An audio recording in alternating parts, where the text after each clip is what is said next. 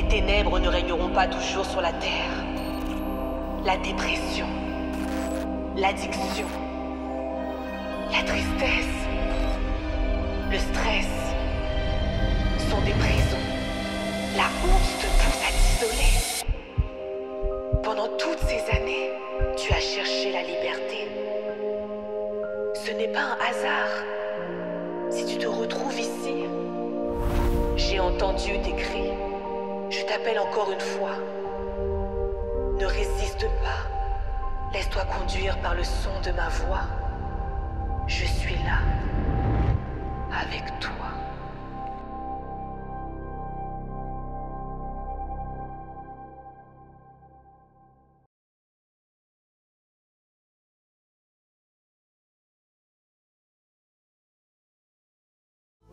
On va redire ça.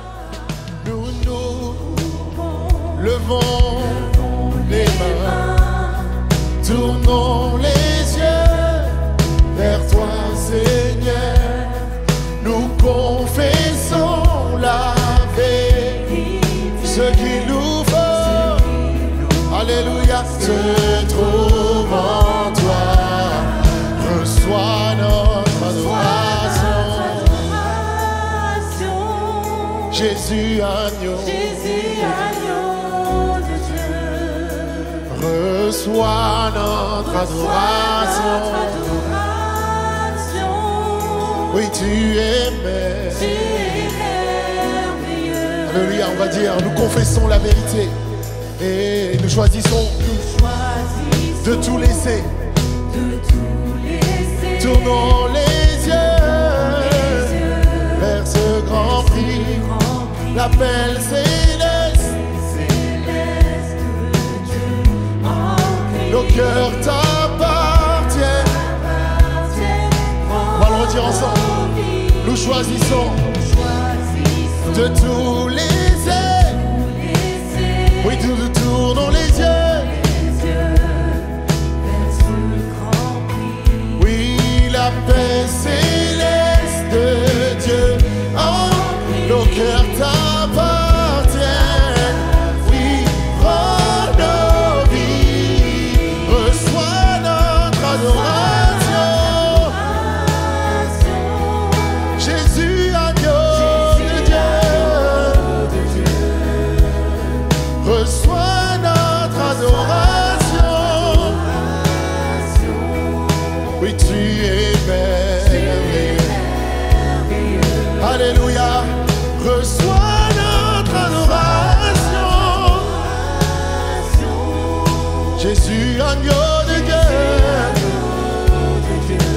Oh, reçois notre adoration. Oh, tu es merveilleux. Alors ensemble, on va simplement déclarer ça. Oui, tout est racheté.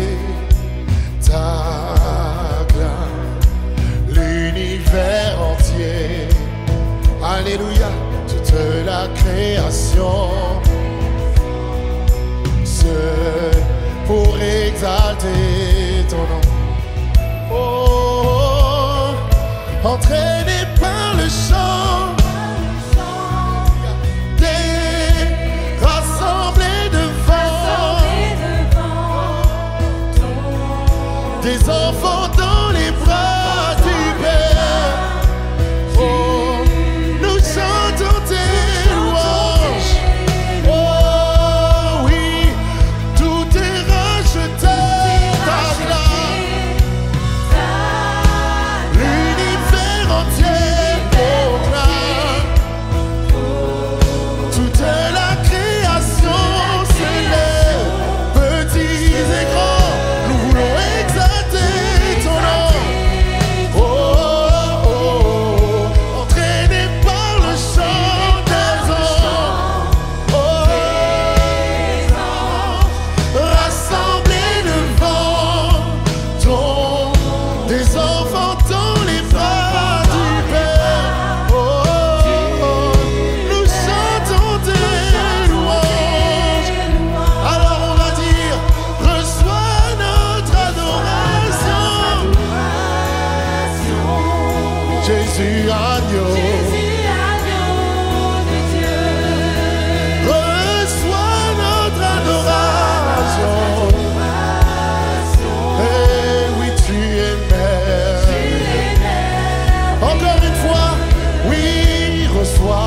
notre adoration. Jésus, agneau de Dieu. Oh, oh, oh, oh, oh. Oui, tu es merveilleux. Est-ce que l'Église peut simplement déclarer ça? Oui, tout est racheté. L'univers entier, toute la création se lève pour exalter ton nom. Alléluia, entraîné par le chant des anges et rassemblés devant enfants dans les bras du Père, nous chantons tes louanges. Alléluia, est-ce qu'on peut acclamer le roi des rois dans ce lieu? Alléluia, nous sommes émerveillés dans sa présence parce qu'il fait de grandes choses dans nos vies, et lorsque nous sommes dans sa présence, nous récoltons les fruits de son action et de son sacrifice à la croix. Alors si tu es là ce matin, dispose ton cœur à louer le Seigneur, dispose ton cœur à l'adorer, et simplement tu vas dire qu'il fait de grandes choses, il fait de prodiges, et on va déclarer à quel point notre Dieu est grand ce matin. Alléluia. On va simplement dire ensemble: émerveillé par ta présence, rien ne t'est impossible. Émerveillé en ta présence, ta joie me remplit, ta joie me remplit d'espérance. On va dire: il n'y a personne, il n'y a personne comme toi, Jésus. Personne n'est comme toi sur toute la terre. Il n'y a personne comme toi, Jésus. Personne n'est comme toi. Est-ce qu'on peut redire émerveillé ensemble? Émerveillé en ta présence. Alléluia, rien ne t'est impossible. Rien ne t'est impossible. Là où tu es, déclare cela: émerveillé. Émerveillé en ta présence. Ta joie me remplit d'espérance. Ta joie me remplit d'espérance. Il n'y a personne comme toi, personne comme toi, Jésus. Personne n'est comme toi sur toute la terre. Il n'y a personne comme toi, Jésus. Personne n'est comme toi. On va dire simplement ensemble: tu fais de l'Église Évidence, élève ta voix. Toi le Dieu fidèle, oui, puissant est ton nom. Tu fais de grandes choses. Tes œuvres sont Alléluia. Toi le Dieu fidèle.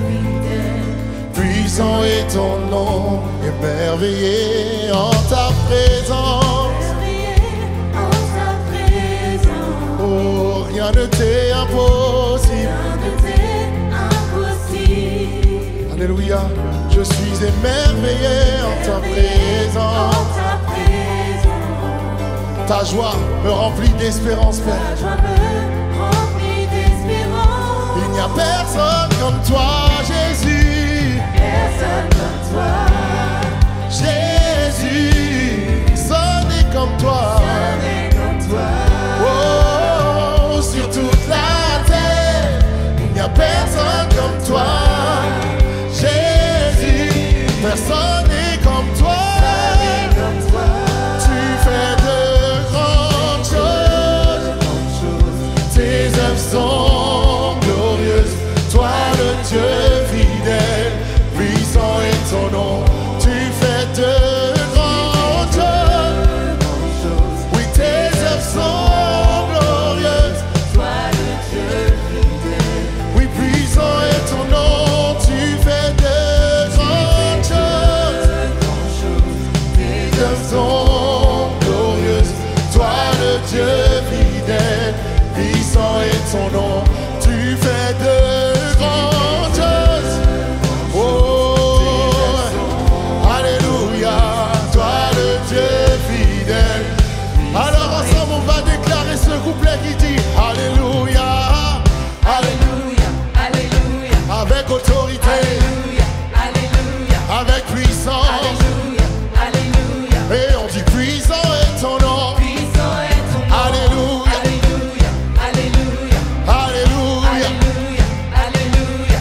Alléluia.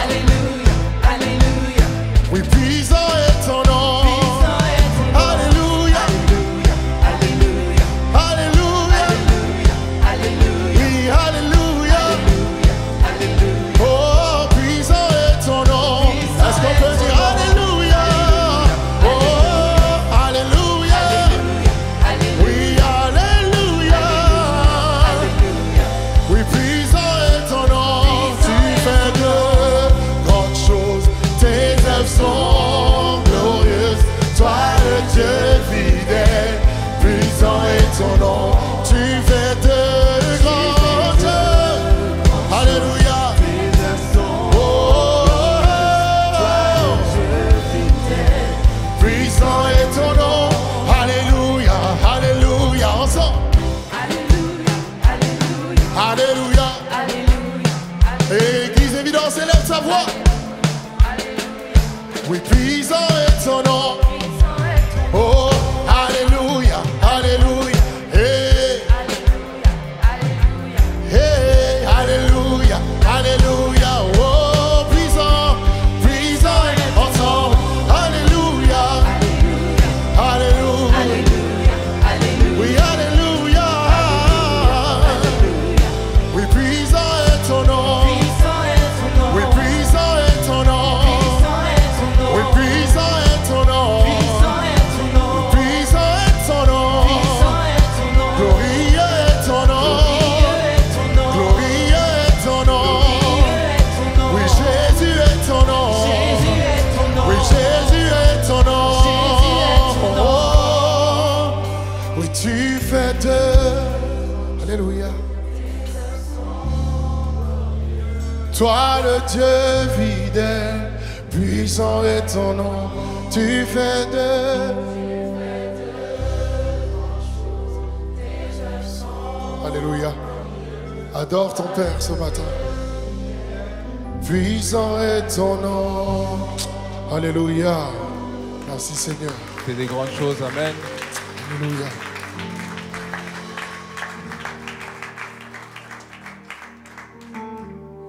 On a chanté, tu fais de grandes choses.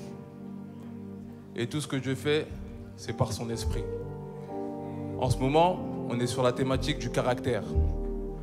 Et la raison pour laquelle Dieu te parle autant du caractère, c'est parce que Dieu en a marre d'être invisible. Dieu en a marre d'être caché. La Bible dit que les ténèbres recouvrent la terre, mais sur toi, l'Éternel se lève. Sur toi, sa gloire apparaît. La raison pour laquelle Dieu travaille ton caractère, c'est parce que de un, on a été créé à l'image de Dieu selon sa ressemblance. Sa ressemblance, c'est le caractère, c'est ses œuvres, c'est tout ce qu'il représente. Jésus était l'image du Dieu invisible, l'image du Dieu esprit. Et Jésus est venu nous montrer comment il fallait vivre. Il va même dire que nous allons faire des choses encore plus grandes que lui. On n'a pas simplement reçu le Saint-Esprit pour exposer nos dons, nos talents. Mais la raison pour laquelle on a reçu le Saint-Esprit, c'est pour glorifier Jésus-Christ. Lorsque le pasteur te parle de « tu vas être élevé », ce genre de choses, il ne veut pas élever ta personne à toi. Il veut élever le nom de Jésus à travers toi. De la même manière que Jésus était un instrument de réconciliation entre Dieu et les hommes, de la même manière, Dieu veut faire de toi un instrument de réconciliation entre Dieu et les hommes. Voilà pourquoi n'aie pas une trop haute opinion de toi-même. Tu as reçu le Saint-Esprit, mais Dieu tient à sa réputation. Nous sommes ambassadeurs. Est-ce qu'il y a un ambassadeur de Christ ici? Voilà pourquoi, quand on chante « Dans ma vie, esprit règne », tu es en train de dire en fait au monde, à tout le monde, il n'y a personne qui va gouverner ma vie si ce n'est Jésus. Dans ma vie, esprit règne, règne, règne, esprit de Dieu. Esprit de Dieu Règne, règne, je t'en supplie, dans ma vie. Dans ma vie, Esprit. Règne. Esprit de Dieu. Esprit de Dieu, Règne. Je t'en supplie. Dans ma vie,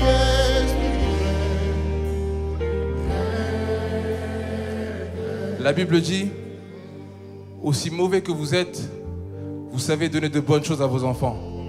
Moi, je suis père. Et c'est impossible que je donne une mauvaise chose à mon enfant. Impossible.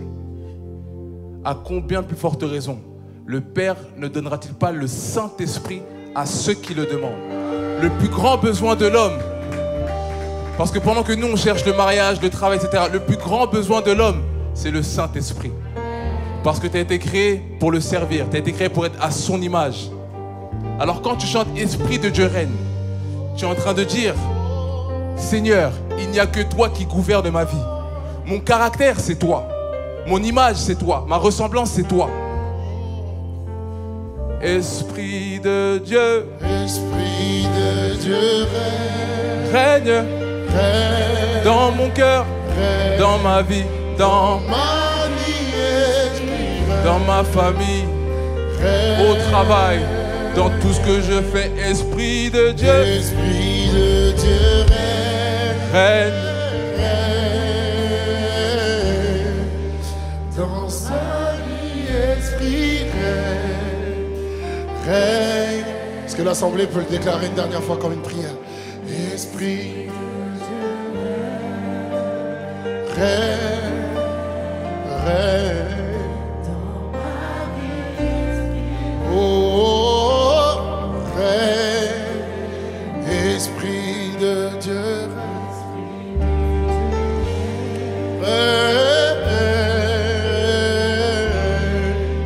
dans ce lieu, Esprit, règne.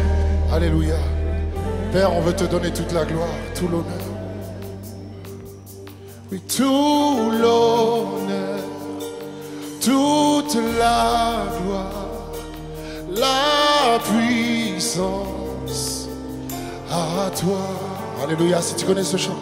Tout l'honneur, toute la gloire, oui, la puissance à toi. On va dire, Père éternel, nous t'adorons. Oui, précieux Jésus, oui, tu nous sauves. Ô Saint-Esprit, nous t'attendons. Ô Saint-Esprit, oui, nous t'attendons. Ô Saint-Esprit, nous attendons ton feu. Alléluia. Si ce matin tu es avec moi dans cette quête, tu vas dire tout l'honneur. Alors, Église Évidence, élève ta voix et donne l'honneur, la gloire, la puissance au Seigneur des Seigneurs. Oh, toute la puissance à toi. Encore une fois, tout l'honneur, toute la gloire, la puissance à toi.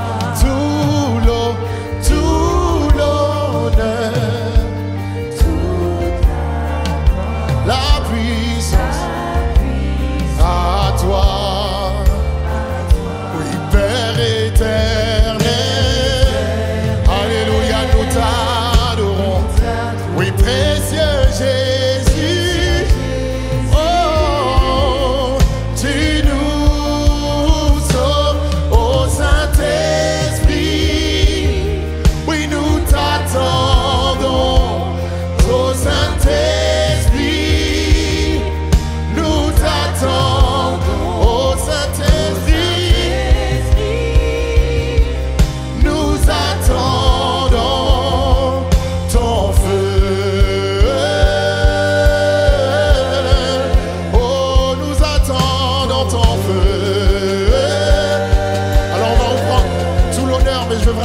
Chacun mette son cœur. Chacun reconnaisse à quel point le Seigneur est grand dans sa vie et à quel point il mérite notre adoration. Alléluia à toi. Oui, tout l'honneur. Alléluia. Le Seigneur mérite toute notre adoration et la gloire lui revient. À toi. Oh, tout l'honneur. Oui, toute la gloire. Alléluia, la puissance à toi, oh, oui, tout l'honneur, toute la gloire, la puissance à toi, oui, Père éternel,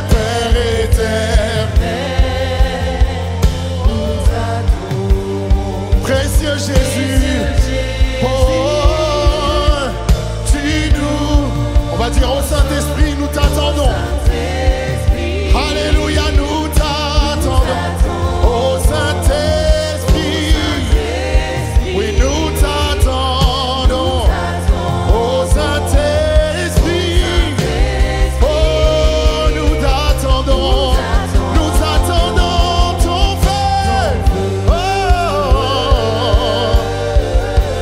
nous attendons ton feu. Alléluia, alléluia. Oh, viens comme un vent violent ton feu.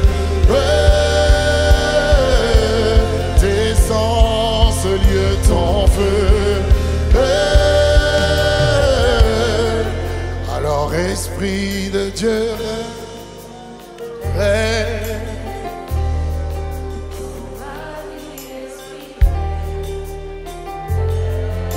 Oui, Esprit de Dieu règne.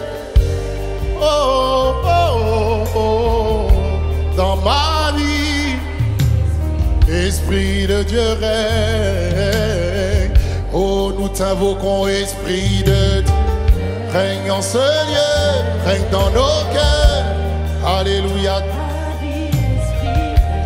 Règne, règne. Alléluia. Tout l'honneur, toute la... Je veux vraiment qu'on puisse remettre tout. Toute la gloire, la louange, l'adoration au Seigneur des Seigneurs. Celui qui mérite toute notre attention. La puissance. Alléluia. Comme il a dit, Dieu nous donne son Saint-Esprit, c'est pas pour exposer simplement nos talents et nos dons, mais c'est aussi pour se glorifier au travers de nous. Mais parfois, en tant qu'homme, on peut prendre cette gloire pour nous.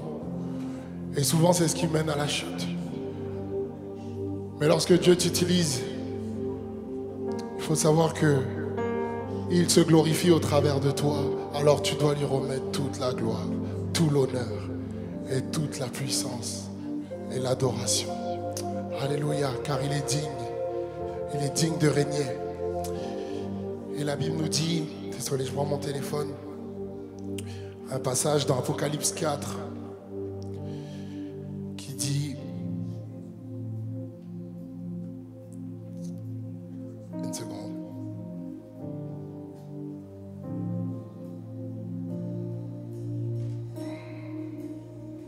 Apocalypse 5, pardon, au verset 11, et il dit: Je regardais et j'entendis la voix de beaucoup d'anges autour du trône, et des êtres vivants et des vieillards, et leur nombre était des myriades de myriades, et des milliers de milliers. Ils disaient d'une voix forte: L'agneau qui a été immolé est digne de recevoir la puissance, la richesse, la sagesse, la force, l'honneur, la gloire et la louange. Et toutes les créatures qui sont dans le ciel, sur la terre, sous la terre, sur la mer et tout ce qui s'y trouve, je les entendis qui disaient: à celui qui est assis sur le trône et à l'agneau soit la louange, l'honneur, la gloire, la force au siècle des siècles. Je les entendis qui disaient, à celui qui est assis sur le trône et à l'agneau soit la louange, l'honneur, la gloire, la force au siècle des siècles. Amen. Le Seigneur mérite toute la gloire et qu'il se glorifie dans ta vie. Alléluia. On va simplement le chanter ensemble. Dire qu'il est digne. Dire que lui seul est assis sur le trône. Alléluia. Jésus, notre Dieu saint. Lui seul est sur le trône. Jésus. Jésus. Dieu saint. Dieu saint. Digne de nos louanges. Digne de nos louanges. D'honneur. D'honneur. De gloire. De gloire. On va redire ça ensemble. Lui seul est sur le trône. Lui seul est sur le trône. Jésus. Dieu saint.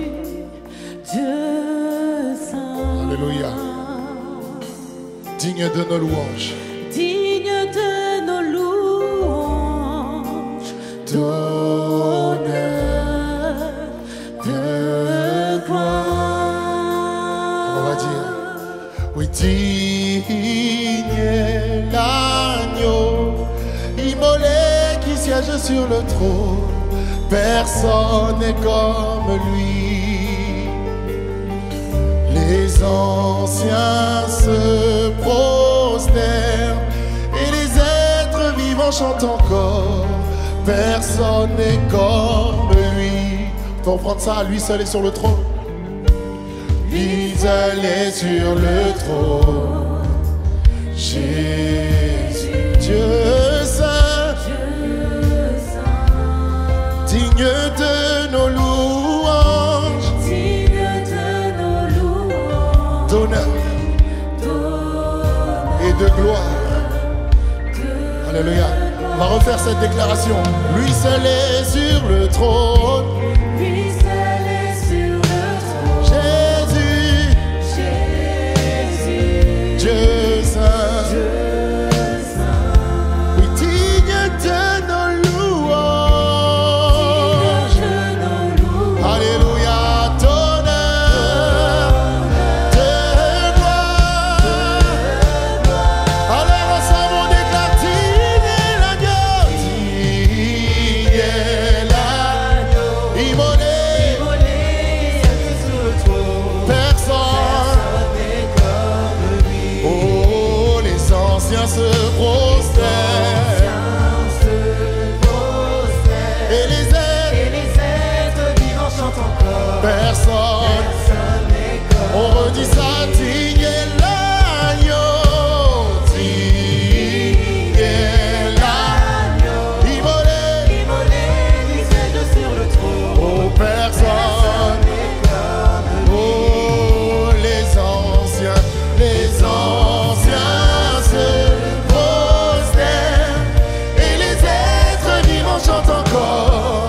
Personne n'est comme lui. On va dire, oui, couronnons le roi de gloire.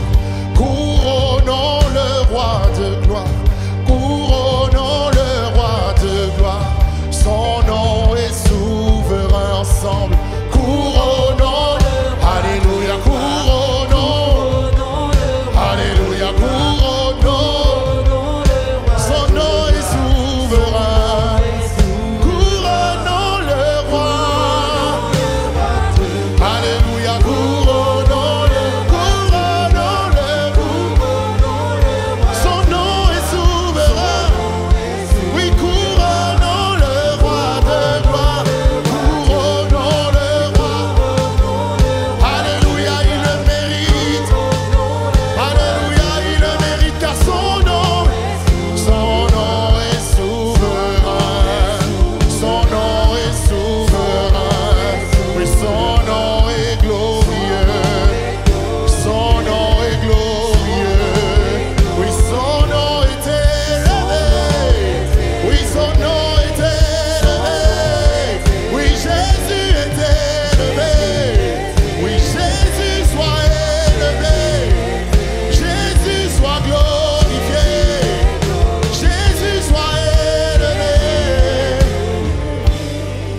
Alléluia, on va te déclarer.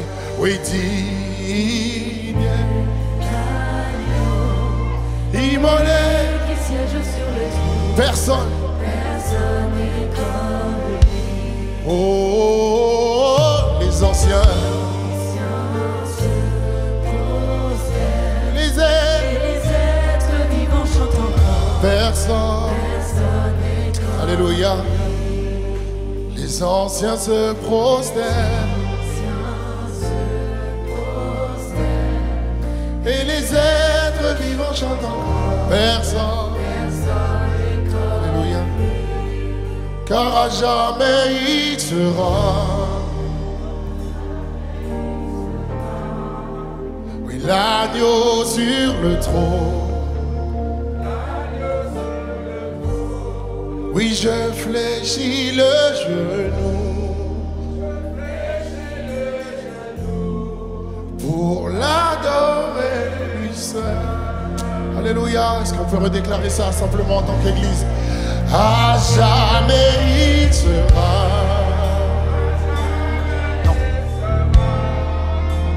L'agneau sur le trône. Oui, je fléchis le genou pour l'adorer lui seul.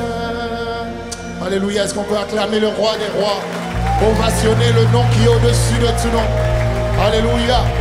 Glorifier celui qui mérite toute la gloire, celui qui était, qui est et qui vient. Alléluia. Gloire à toi, Seigneur Jésus, en ce lieu. Alléluia. Alléluia. Si le Seigneur est digne d'être loué ce matin, tu as le droit de l'acclamer autant que tu veux en fait. Tu as le droit de l'élever autant que tu veux. Alléluia. Merci Seigneur pour la liberté que tu nous donnes dans ta présence pour te louer, te célébrer, te dire à quel point tu es digne et que tu es merveilleux. Tu es l'agneau sur le trône et je prie que tu sois sur le trône de nos cœurs et que tu puisses régner dans nos vies, Seigneur Dieu. Alors oui, viens régner parmi nous, Père éternel. Comme tu règnes, Seigneur Dieu, dans les cieux, nous voulons que tu règnes dans nos cœurs, Père éternel. Et que nos actions, Seigneur Dieu, puissent glorifier ton nom. Afin que, Seigneur Dieu, ton règne vienne sur la terre, comme au ciel, Père éternel. Que toute la gloire, toute la louange, tout l'honneur, Seigneur Dieu, te revienne et à toi seul, Père éternel, pour qui tu es et ce que tu fais. Dans le nom de Jésus. Amen. Amen. Est-ce qu'on peut célébrer Dieu pendant qu'on prend place? Alléluia. J'espère que vous allez bien. J'espère que tout le monde va bien. Est-ce que tu peux me dire ça avec du caractère, s'il te plaît? Est-ce que tout le monde va bien? C'est vraiment un plaisir de pouvoir être là. Je dis bonjour vraiment à tout le monde. J'espère que effectivement la semaine s'est bien passée et que vous avez pu aussi, pour tous ceux et celles qui ont leur livret, puissent mettre aussi certaines choses en place. Est-ce qu'il y a des livrets dans la salle? Est-ce qu'il y a des livrets? Est-ce qu'il y a des livrets? Est-ce qu'il y a des livrets? Ça me rappelle quand on était petit, on demandait est-ce qu'il y a des Bibles? Est-ce qu'il y a des Bibles? Mais ça fait vraiment plaisir de pouvoir aussi continuer dans cette thématique du caractère. Est-ce qu'il y a des personnes qui sentent que ça commence à impacter aussi leur vie, le fait de parler du caractère, le fait d'être concentré sur notre caractère? Est-ce que ça impacte aussi vos vies? Sinon j'arrête, hein, on change de sujet. Et donc, du coup, effectivement, ce matin, on vient continuer sur la thématique du caractère. Alors, une chose que je voudrais demander justement par rapport au message de la semaine dernière, est-ce que tu as dit à quelqu'un qu'elle était une créature merveilleuse? Non, tu es juste rentré comme ça. Voilà. On rentre plus comme ça. Dis à la personne qui est à côté de toi, tu es une créature merveilleuse, tu es une belle personne. J'apprécie la personne que tu es. Voilà, j'aime comment Dieu t'a fait, j'aime les qualités qui sont en toi. Merci d'exister, merci d'être là. Tu es un miracle de Dieu, ça fait plaisir de voir Dieu changer ta vie. Est-ce que tu peux encourager une personne dans la salle, s'il te plaît? Est-ce que tu peux encourager ton voisin, soit de devant, de derrière? Est-ce que tu peux célébrer la personne qui est à côté de toi? Je suis content que tu existes. Ça me fait plaisir de te connaître. Et je voudrais encore découvrir plus de choses et plus découvrir l'image de Dieu en toi. Amen. Amen. C'était important que vous puissiez le faire ce matin. parce que après ça sera un peu plus compliqué. On va aller un peu plus en profondeur. Et comme je l'avais dit la dernière fois, c'est un petit peu comme les poupées russes. À chaque fois que tu enlèves une poupée, et tu sens qu'il y a encore plus de profondeur par rapport à cette thématique du caractère. Mais c'est très important de pouvoir prêcher sur ça et de voir les caractères aussi changer, transformer. Et pas forcément que le caractère change, mais que justement que l'image de Dieu qui est entre chacun d'entre nous puisse apparaître véritablement et puisse être formé véritablement en nous. Une question à vous poser du coup ce matin, est-ce que ça t'est déjà arrivé, ça vous est déjà arrivé justement de vouloir faire quelque chose, d'être animé, d'avoir cette volonté de faire quelque chose et de vous rendre compte que finalement vous agissez totalement autrement? Ok, tous ceux qui ne sont pas sincères, vous pouvez sortir. Ok, et je pense que ça nous arrive vraiment à tous, malheureusement, effectivement, d'avoir cette inspiration, de se dire à un moment donné, j'ai envie de faire telle bonne action, j'ai envie de réaliser telle ou telle chose, et de se rendre compte que malheureusement, je fais tout le contraire. Est-ce que ça vous est déjà arrivé de dire à quelqu'un, je t'aime, et de lui faire du mal juste après? C'est déjà arrivé de vouloir décrocher la lune pour une personne, et vous décrochez totalement autre chose. Et c'est vrai que ça nous arrive à tous malheureusement, mais l'idée c'est vraiment que on ne puisse pas se familiariser avec ça. Vous voyez ce que je veux dire ou pas? Et ce matin, j'ai envie de dire, nous ne devons plus rigoler avec ça. On ne peut plus justifier cela. On ne peut plus considérer ça comme quelque chose de bon, mais on doit tous considérer ça comme quelque chose de mauvais. On doit tous condamner ça afin de développer le caractère de Christ en nous. Est-ce qu'on est d'accord avec ça ou pas? La prédication de ce matin, c'est de briser à la grâce restauratrice. De l'image brisée à la grâce restauratrice. Comme on l'a dit depuis quelques dimanches maintenant, nous sommes créés à l'image de Dieu. Donc nous avons le caractère de Dieu en nous. Nous avons l'image de Dieu en nous. Il y a comme une gravure de Dieu en nous. Et malheureusement, cette gravure de Dieu, cette image de Dieu a été souillée. Et on va voir jusqu'à quel point ça a été souillé. Et on va voir de quelle manière restaurer cette image de Dieu en nous afin de pouvoir refléter la personne de Jésus-Christ. Si ce n'est pas ta volonté, ce message n'est pas pour toi. Mais si c'est ta volonté de refléter la personne de Christ, alors du coup, je te prie de prendre des notes et de bien écouter ce qui sera dit. Première lecture, du coup, Romains 7, versets 14 à 25. C'est une lecture assez longue, mais elle permet d'asseoir vraiment le thème et je vous prie vraiment de suivre. Et donc, il est dit, Romains 7, versets 14 à 25, « Nous savons que la loi est spirituelle, mais moi, je suis un être faible, vendu comme esclave au péché. Je ne comprends pas ce que je fais, car je ne fais pas ce que je voudrais faire, mais je fais ce que je déteste. Si je fais précisément ce que je ne veux pas, je reconnais par là que la loi est bonne. Ce n'est donc pas moi qui agis ainsi, mais c'est le péché qui habite en moi. Car je sais que le bien n'habite pas en moi, c'est-à-dire en l'être faible que je suis. Certes, le désir de faire le bien existe en moi, mais non la capacité de l'accomplir. En effet, je ne fais pas le bien que je veux et je fais le mal que je ne veux pas. Si je fais ce que je ne veux pas, alors ce n'est plus moi qui agis ainsi, mais le péché qui habite en moi. L'homme soumis à la loi est divisé entre deux forces contradictoires. Il est attiré vers le bien, mais il constate qu'il fait le mal. C'est une situation tragique. La loi s'adresse théoriquement à des personnes responsables, mais en raison de la faiblesse humaine, elle n'aboutit souvent qu'à la faillite. On entrevoit un bel idéal et l'on se découvre incapable de l'atteindre. Mais le Christ permet d'échapper à ce dilemme. Il donne la juste intelligence des commandements et libère de la loi du péché qui conduit à la mort. Je découvre donc ce principe. Moi qui veux faire le bien, je suis seulement capable de faire le mal. Au fond de moi-même, je prends plaisir à la loi de Dieu. Mais je trouve dans mon être une autre loi qui combat contre celle qu'approuve mon intelligence. Elle me rend prisonnier de la loi du péché qui est en moi. Malheureux que je suis, qui me délivrera de ce corps qui m'entraîne à la mort? Dieu soit loué par Jésus-Christ, notre Seigneur. Ainsi, je suis au service de la loi de Dieu par mon intelligence, mais dans ma faiblesse humaine, je suis asservi à la loi du péché. Amen. C'est pas facile de dire amen à la fin de ce texte. Et c'est la réalité. Et Du coup, ce qu'on découvre véritablement sur le principe du caractère, c'est qu'effectivement, il y a l'image de Dieu en nous. Et ce que Dieu veut, c'est élever son image. On est d'accord avec ça ou pas? Dieu ne veut pas t'élever toi, il veut élever son image en toi. Lorsque Dieu te donne des choses, ou te donne des provisions, te donne un appel, te permet de faire quelque chose pour lui, ce n'est pas pour t'élever toi, ta personne, mais c'est élever l'image de Dieu qui est en toi. En d'autres termes, Dieu veut s'élever à travers toi. On est d'accord avec ça? D'ailleurs, il y a un texte qui le dit, c'est que ce que vous faites de bien, en fait, glorifie votre Père qui est dans les cieux. Et donc, du coup, effectivement, Dieu veut se glorifier en nous, Dieu veut s'élever en nous. Et donc, du coup, nous aussi, quelque part, on a l'image de Dieu en nous. Et donc, du coup, on veut faire le bien, on veut effectivement glorifier Dieu, on veut pouvoir faire de belles choses. On se rappelle qu'on a été façonné à l'image de Dieu, on a été créé dans la plus grande, de la meilleure manière possible. On a reçu l'empreinte de Dieu, on a reçu l'ADN de Dieu, on a reçu du coup de la part de Dieu tout ce dont nous avons besoin pour glorifier Dieu. Je vais dire à une personne ce matin, tu es complet.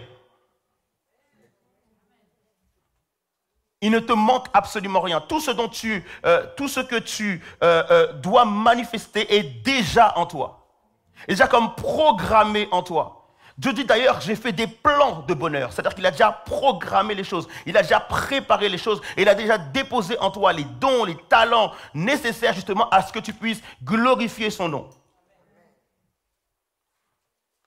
Tu as été merveilleusement créé, merveilleusement fabriqué, à la meilleure usine qui soit. Et donc, du coup, tu as reçu comme un programme qui est bon et qui est merveilleux. Et malheureusement, il se passe qu'il y a en toi un virus qui s'est immiscé, et un virus qui est comme entré en toi et qui t'a déconnecté de ton programme quelque part initial. Et maintenant, effectivement, malheureusement, au lieu de vivre par rapport à ton programme initial, tu es amené à vivre par le péché, par le virus.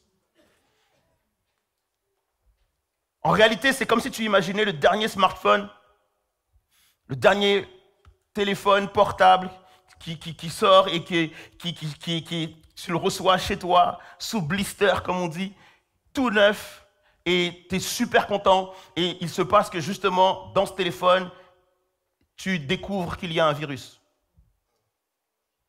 Et je ne sais pas comment toi tu réagis par rapport à ça. Mais je trouve justement, et c'est une vraie question, que parfois on peut plus mal réagir, énervé, être en colère par rapport à un virus qu'il y a sur notre téléphone, plutôt que d'être en colère par rapport au virus qui est en nous. Est-ce que je parle à quelqu'un? On peut être plus en colère et se fâcher parce que notre ordinateur a un virus, plutôt que de réaliser qu'en nous, il y a un virus que l'on dorlote, auquel on s'habitue. On est plus énervé lorsqu'on allume notre ordinateur et on voit toujours ce petit bug qui se met et on se dit « Ah !» Par contre, quand tu te lèves le matin et que tu vois qu'il y a ce bug en toi, tu sors quand même tranquille. Et je me dis, c'est comme si finalement je considérais plus mon ordinateur à moi. Et c'est une réalité, en vrai, c'est parce qu'on est dans un monde matérialiste. Et tu vas plus considérer ce qui est matériel à ce qui est humain. Tu pleures plus facilement pour ton PC qui tombe en panne que pour la douleur de ton voisin. Personne ne dit amen à ça. Et ce monde matérialiste, en fait, profite du coup du péché qui est en nous pour nous déshumaniser.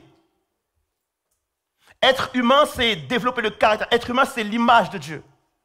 C'est de considérer l'image de Dieu qui est en toi comme important, mais de considérer aussi l'image de Dieu qui est dans ton voisin aussi importante que la tienne. Est-ce qu'on est d'accord avec ça ou pas?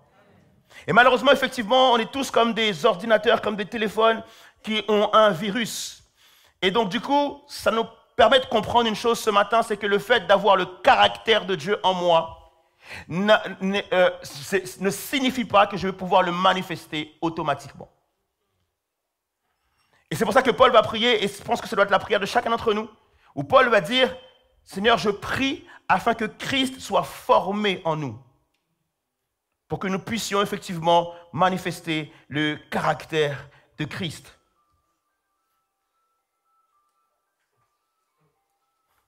Je vais attendre que la personne éteigne son téléphone. Comme elle connaît sa sonnerie. On a parlé de téléphone. Hein. Merci beaucoup. S'il y en a d'autres qui savent que le téléphone est allumé, profitez-en pour l'éteindre. Premièrement, du coup, la chute et l'image brisée, le paradoxe de nos actions. La chute et l'image brisée, le paradoxe de nos actions. L'une des meilleures définitions ou la meilleure image prise dans l'Ancien Testament par rapport justement de ce que le péché fait en nous, c'est Jérémie 17,9 qui nous dit que le cœur de l'homme est tortueux par-dessus tout. Il est incurable, qui le connaîtra? C'est un passage extrêmement difficile, mais extrêmement vrai, sur le cœur de l'homme et ce que le péché est venu faire. Ce texte nous dit que finalement, du coup, la nature fondamentale du cœur humain, c'est d'être tortueux. Et tortueux signifie trompeur, insaisissable, sournois ou pervers. Tu ne peux pas savoir comment quelqu'un va réagir. Tu ne peux pas prévoir. Parce que même lorsque tu penses faire du bien à quelqu'un, la personne peut le prendre mal. Même lorsqu'une personne te promet de t'aimer, la personne te fait du mal. Même lorsque la personne te jure, elle te fait du mal quand même. Et on est tous ici, tes mains ne suffisent pas, pour compter le nombre de personnes qui t'ont trahi.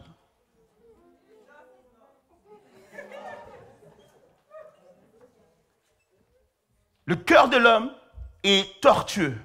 Nul ne peut le connaître. Il est trompeur, il est tordu. Il est affecté par les choses tordues. Il est attiré par les choses tordues. Et du coup, il a été affecté dans les pensées, dans les intentions, dans les désirs et dans les motivations. Ce n'est pas une corruption superficielle, mais ça devient une caractéristique du cœur humain. Ensuite, il est incurable dans le sens que c'est profond, que ça ne peut pas être guéri, que c'est une maladie qui justement à un point critique, l'homme est incapable de guérir tout seul. L'homme est incapable de s'améliorer tout seul. L'homme est incapable de se relever tout seul.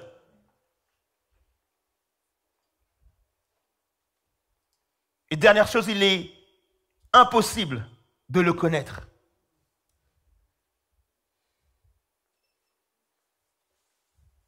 Et justement, ce texte est inspiré par le Saint-Esprit parce que Dieu sonde le cœur humain. Et tu connais ce chant qui dit « Sonde-moi, ô Dieu, et connais mon cœur ». Dieu sonde le cœur humain et c'est le résultat qu'il donne. Le cœur de l'homme est tortueux. Nul ne peut le connaître. En théologie, c'est un terme qui s'appelle la dépravation totale, où effectivement, c'est impossible pour l'être humain de se relever tout seul. C'est impossible pour l'être humain de pouvoir s'améliorer, de pouvoir faire le bien. Tu peux le faire pendant un temps, tu vas lire des livres, tu vas te former, tu vas faire des choses, mais on dit toujours une chose, c'est que chasse le naturel et il revient au galop.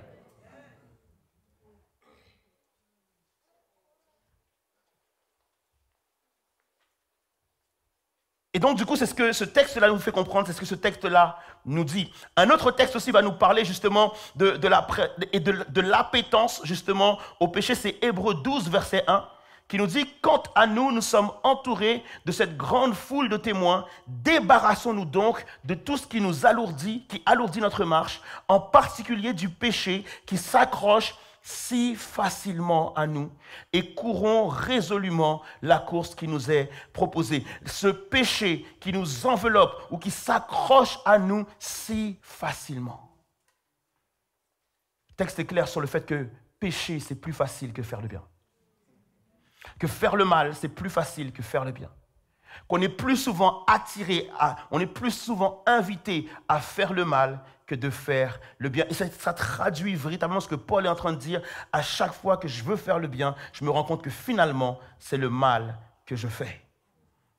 Il y a comme un conflit intérieur en moi qui me pousse justement à faire le mal. Et donc quand je réalise ça, et quand tu réalises ça, je dois considérer le péché comme un ennemi à abattre. Éphésiens 2, versets 1 à 2 nous dit, « Autrefois, vous étiez spirituellement morts à cause de vos fautes, à cause de vos péchés.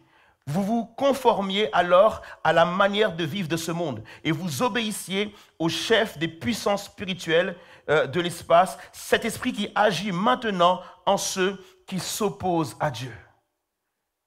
Autrefois, vous étiez esclaves de votre péché. Autrefois, vous étiez esclaves de vos iniquités et vous vous laissiez justement diriger, conduire par vos péchés. » Ce que Paul dit maintenant, c'est que face au péché, nous devons absolument être sans pitié. C'est pour ça que la Bible va utiliser ces termes-là lorsqu'il parle de la chair, c'est de crucifier la chair, c'est de mettre à mort la chair. Pourquoi? Parce que les enjeux sont importants. Tous nos mauvais comportements, toutes nos mauvaises actions, toutes nos mauvaises pensées sont liées justement au péché. Sont liées au péché qui est justement en moi. Toutes mes souffrances sont liées à mon péché. Pourquoi c'est important de le souligner? Parce que très souvent, lorsqu'on me fait du mal, lorsque quelqu'un va dire quelque chose sur moi, lorsque quelqu'un va mal parler sur moi, en fait, bien sûr, je vais dire, ah, c'est cette personne qui a dit ceci, qui a dit cela.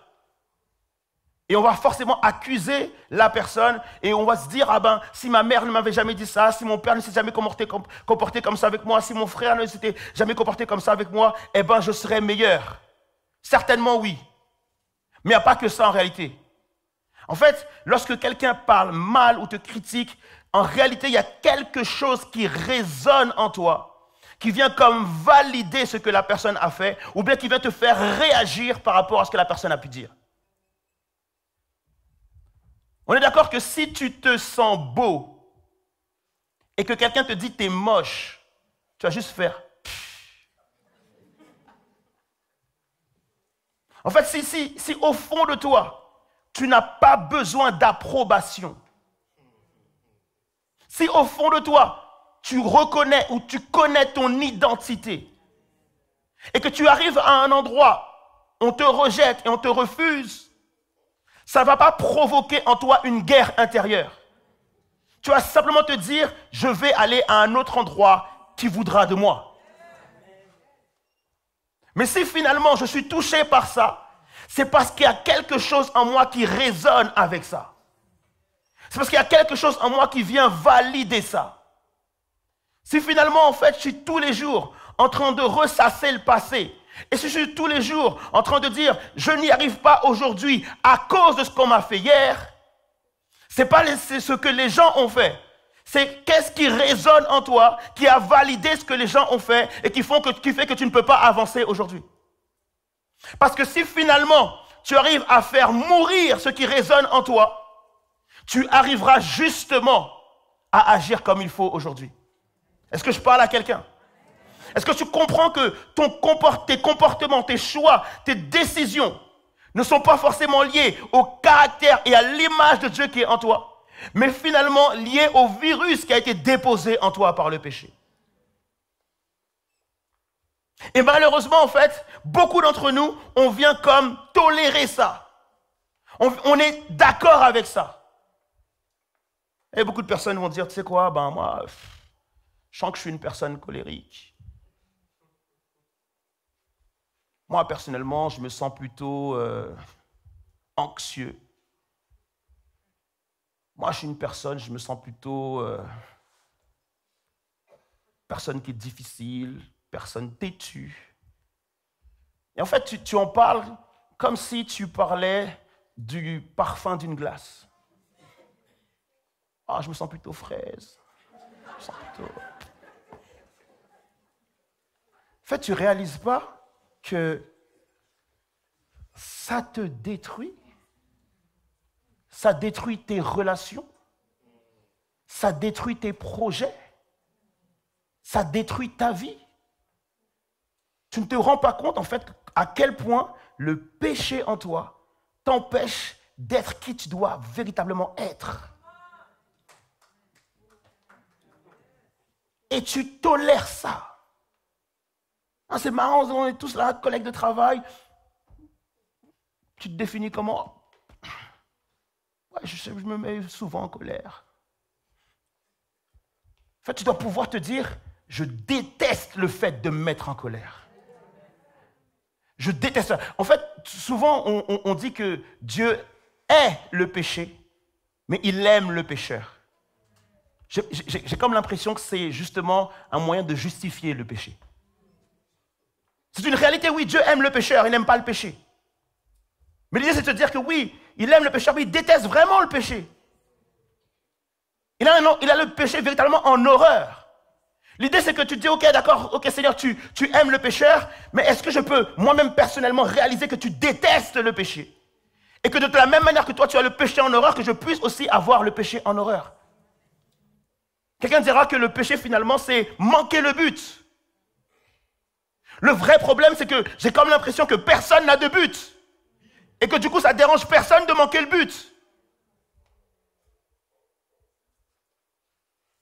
Est-ce que tu as un véritable but dans ta vie? Est-ce que tu veux véritablement réaliser les choses? On dit souvent que celui qui sait pourquoi il fait les choses n'abandonnera pas. Celui qui a un véritable but va persévérer jusqu'à la fin, jusqu'à réaliser ce but. Et j'ai comme l'impression que nous, chrétiens, on n'a pas de but. On se contente de venir à l'église tous les dimanches, on écoute la prédication, on l'oublie et on se dit à dimanche prochain. Et ce qui fait qu'il y a beaucoup de personnes justement qui ne viennent pas à l'église et qui se disent de toute façon quoi qu'il arrive, je peux manquer l'année, je serai au même niveau que ceux qui viennent tous les dimanches. Nous devons être réveillés au niveau de notre conscience. Nous devons avoir un but. Et ce but-là, Dieu nous donne. Nous devons ressembler à la personne de Jésus-Christ. Nous devons être transformés. Nous devons être changés. L'Église doit changer avant tout le monde. L'Église doit être transformée avant tout le monde. Si quelqu'un loupe quelques dimanches, quand il vient, il doit te voir changer et transformer et se dire « Waouh, j'ai loupé quelque chose ».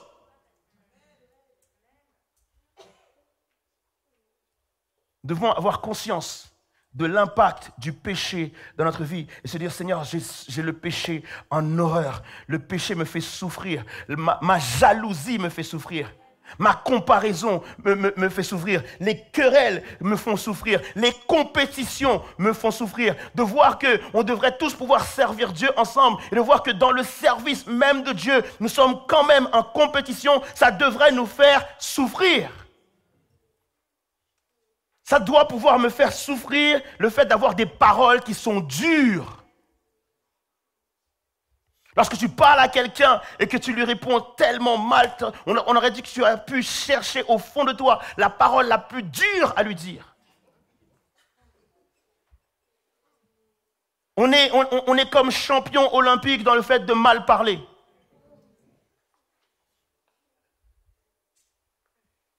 On a du mal à encourager, on a du mal à relever, on a du mal à pousser ou à tirer vers le haut. On fonctionne dans un système de panier de crabes. On a du mal à célébrer les réussites des gens. On a du mal à apprécier le fait que quelqu'un aille de l'avant. On a du mal à regarder les photos de mariage d'une personne et dire « Waouh, merci Seigneur pour sa vie ». Tu regardes là avec sa bague et... Tu prends pour qui, tout ça.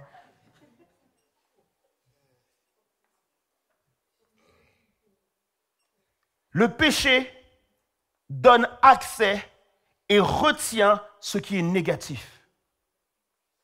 C'est fou quand même. Moi, je me dis, Seigneur, c'est pas possible. Il y a tellement de promesses dans la parole de Dieu.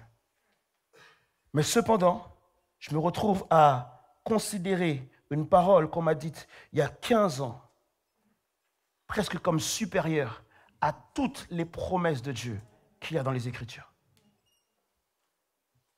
C'est incroyable. J'ai fait de toi une créature merveilleuse. Les plans que j'ai forcés pour toi ne sont pas des plans de malheur, mais des plans de bonheur. Mais toi, tu te rappelles uniquement de ce qu'on t'a dit il y a 10 ans. Et tu n'arrives pas à vivre en fonction des promesses de Dieu. Et tu ne te rends pas compte que tu vis en fonction de ce qu'on t'a dit il y a 10 piges. Je connaissais quelqu'un qui justement était dans une carrière d'informaticien. Et à un moment donné, il se rend compte qu'effectivement, il a du mal à réussir dans sa carrière. Il a du mal en fait à saisir des opportunités. Et à chaque fois qu'il y a une opportunité d'aller plus loin, en fait, il a du mal à la saisir. Pourquoi ? Parce qu'à un moment donné, il va voir un psychologue et dans les échanges qu'ils ont pu avoir après plusieurs séances, en fait, il a pu découvrir qu'il se considérait comme une personne brouillonne, personne qui n'arrivait pas à s'organiser, personne qui n'arrivait pas à gérer un planning, un emploi du temps, etc., etc. Et dans sa thérapie, justement, il s'est rendu compte que c'était une parole qu'un de ses professeurs avait pu mettre sur son bulletin scolaire lorsqu'il était encore en classe de 3e, où la prof avait dit « celui-ci est quelqu'un de brouillon ». Ça l'a bloqué pendant toute une partie de sa vie. Et souvent, toi, tu te dis, ah, mais c'est rien. Tu sais, quand tu essaies de convaincre quelqu'un que c'est quelqu'un de bien, qui peut réussir, et tu vois que la personne, en fait, tourne en boucle, tout le temps sur la même chose, tu te dis, mais c'est qu'un détail. En fait, non. Ça résonne avec quelque chose qu'à l'intérieur de la personne. Ça résonne, ça se répète, ça revient sans cesse, ça induit des pensées limitantes, ça induit des pensées négatives, ça induit des actions négatives, etc., etc. Et tu te dis, mais ce n'est pas possible, comment j'arrive pas à convaincre cette personne? En fait, la racine est beaucoup plus profonde que ce que tu ne penses. Le cœur de l'homme est tortueux, nul ne peut le connaître. Aujourd'hui, malheureusement, on met beaucoup plus en avant la personnalité plus que le caractère.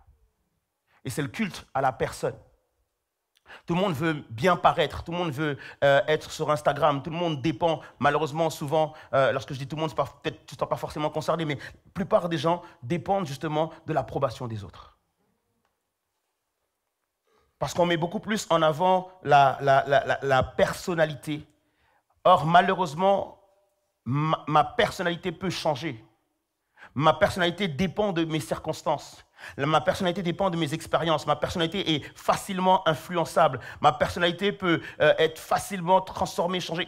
Et je me rends compte que petit à petit, je vis en fonction de ma personnalité, de ce que les gens pourraient penser de moi. Et du coup, ça me détruit. Du coup, ça m'épuise. Et je voudrais tellement en fait qu'on puisse commencer à vivre par notre caractère qui est profondément ancré en nous et qui ne change pas et qui ne varie pas parce que ça nous vient de la part de Dieu.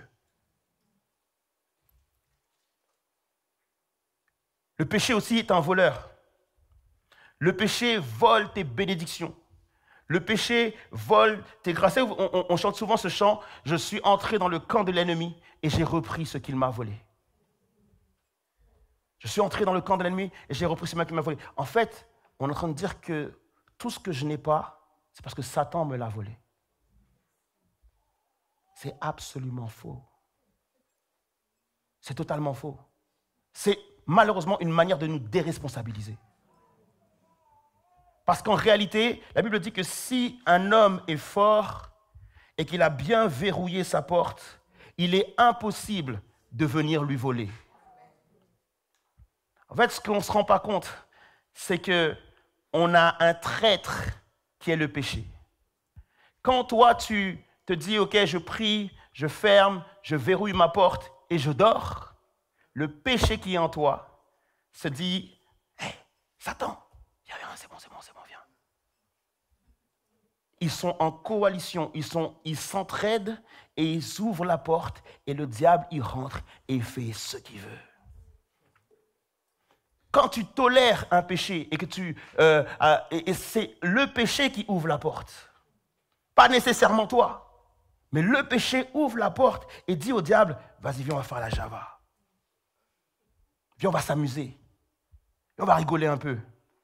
Tu as vu, juste avant de dormir, elle a dit à sa femme qu'il l'aimait. Vas-y, demain matin, on va les embrouiller. Parce que vous voyez ce que je veux dire en fait, comment le diable agit et détruit nos vies, non pas par ses propres forces, mais parce qu'il utilise le péché qui est en nous. Le diable et le péché sont complices. Et ça, on doit tous le savoir. Et je ne sais pas si tout ce que j'ai dit là vous aide à détester et à haïr le péché. Et dire, Seigneur, si j'arrive à crucifier ma chair, si j'arrive à éradiquer ce péché en moi, je pourrais effectivement être la personne que tu veux. En réalité, il existe finalement un seul chemin, un seul moyen. Si ton téléphone a un virus, il existe un seul moyen. Si ton ordinateur a un virus, il existe. Il y a des virus qui ne sont pas très puissants, donc tu peux effectivement peut-être les effacer, mais certains virus sont très puissants et bloquent ton ordinateur. Il n'y a qu'un seul moyen pour pouvoir le restaurer et le réparer. Et j'aimerais ce matin justement pouvoir vous donner ce moyen-là. Parce que je crois que c'est un moyen que, en tant que chrétien, on a oublié.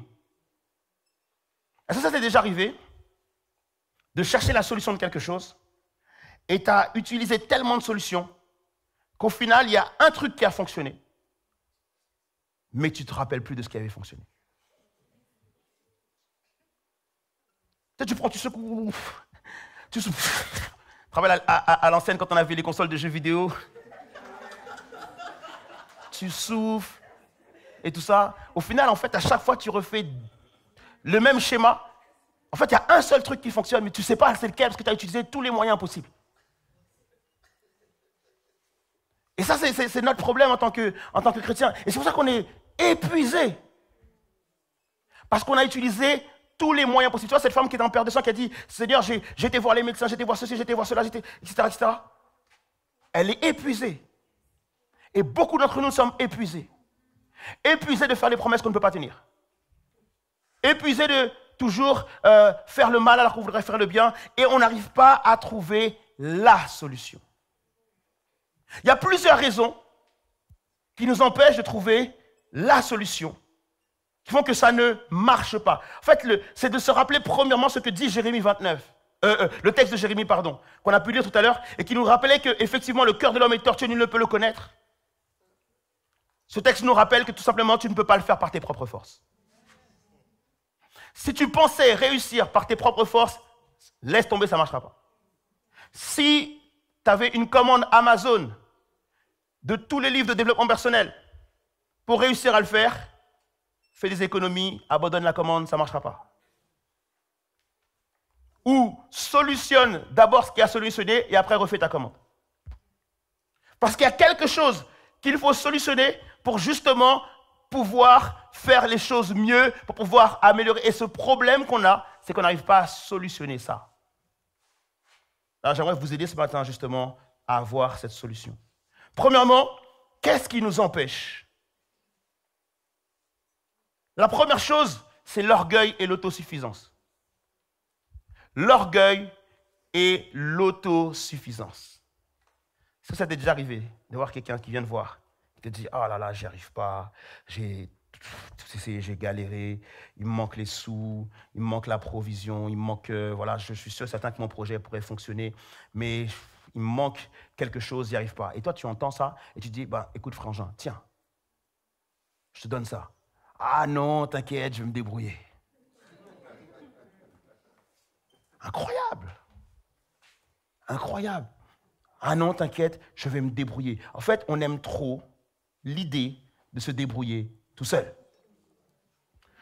Prouver notre valeur par nos efforts. Et malheureusement, on le fait avec Dieu.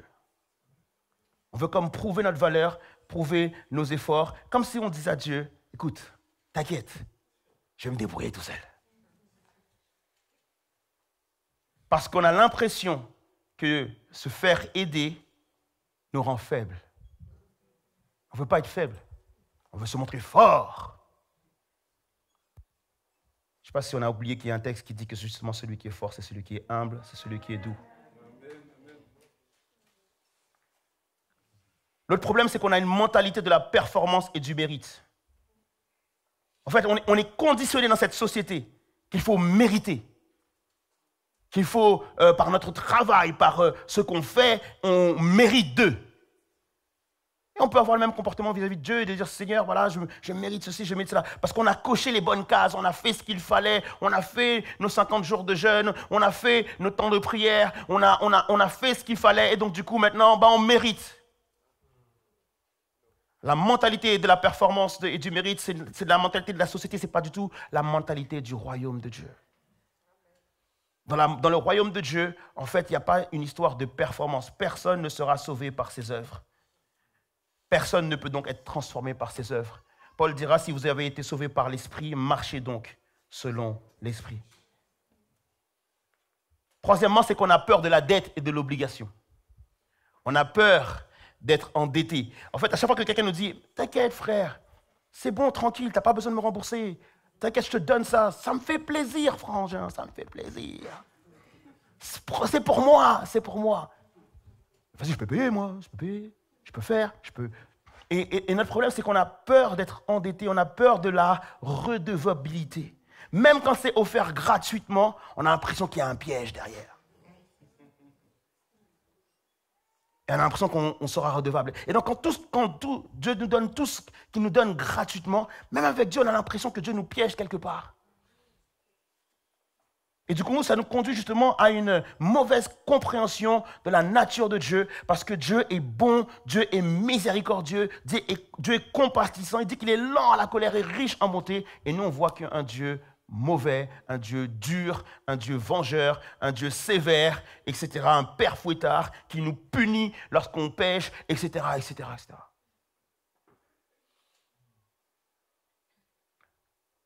Ensuite, on a l'habitude de la lutte et du contrôle.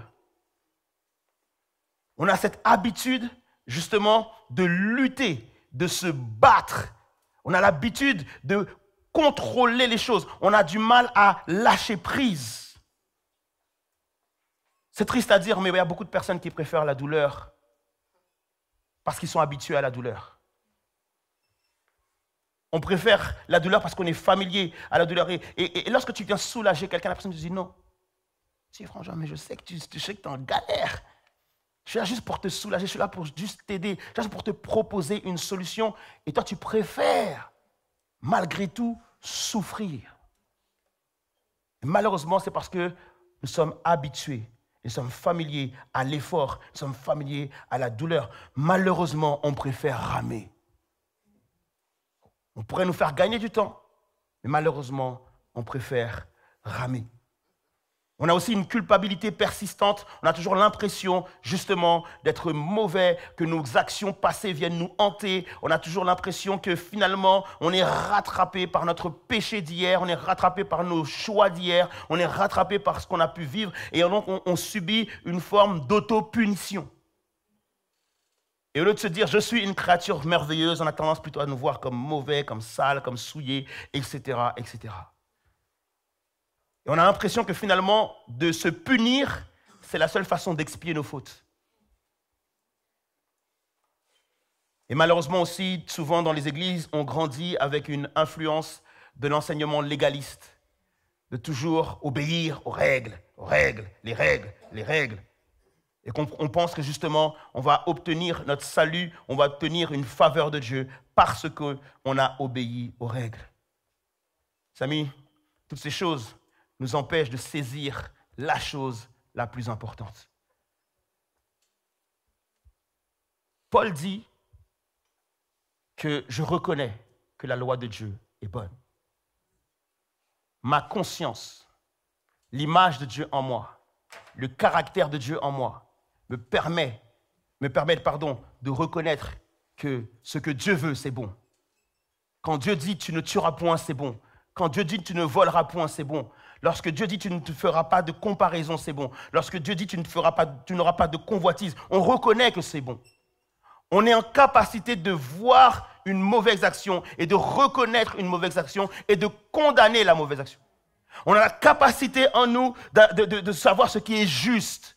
On est en capacité de faire justice.